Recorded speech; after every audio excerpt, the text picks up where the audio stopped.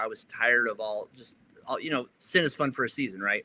And so I went down to the Brownsville Revival, and that's the first time I ever encountered the glory in such a way that it literally, like, it changed my life. And I was never the same. That didn't, like, actually pull me out of all my bad behavior immediately, but what it did is it marked me, right?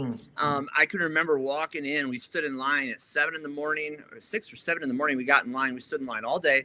I'm thinking, who in the world stands in line for church? I grew up in church, and I would go to church, and then I would leave because it was so boring. I'd go, like, play out in the back with my friends or whatever.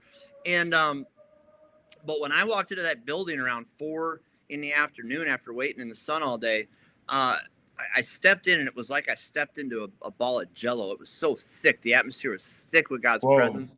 And I looked up to the stage, and there was literally a visible cloud. And I didn't understand, because I had never seen a glory cloud before. And this was before, like, I'm kind of dating myself now, but this was before they actually had, smoke machines in church. So it was not fake. It was actually supernatural glory cloud. And it marked me, man. It was a powerful time. And so from that point on, even though I fell back into sin, I fell back into drugs, and I went through a lot of things, I couldn't forget that. Like, it marked me. And within a few years, I almost got killed in a drug deal. I got 8 plates, 32 screws in my face. They had to reconstruct my whole face. They had to pull all the skin up off my face, go up underneath, put the whole thing back together, put the skin back down. I mean, it was a major, major deal. Almost got killed. And I woke up from, recovery, and I can remember my first thought was, I need to go get more drugs.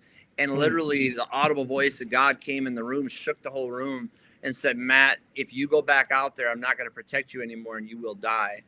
And that put the fear of God in me, since I didn't have it before, obviously.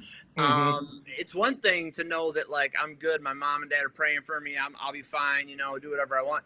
But when God tells you you're going to die, it's a little bit different. That's serious. I started calling teen challenges, and none of them wanted to let me in because of my surgery, because I was still on meds. And I finally found one that would let me in, and it was in Lansing. So I went to Lansing Teen Challenge. It's been about 26 years ago now. Went into the program, stayed there for a year, graduated, and God just completely transformed my life. I've never been the same. I've been in ministry ever since. And so that's kind of my background, how I got into ministry.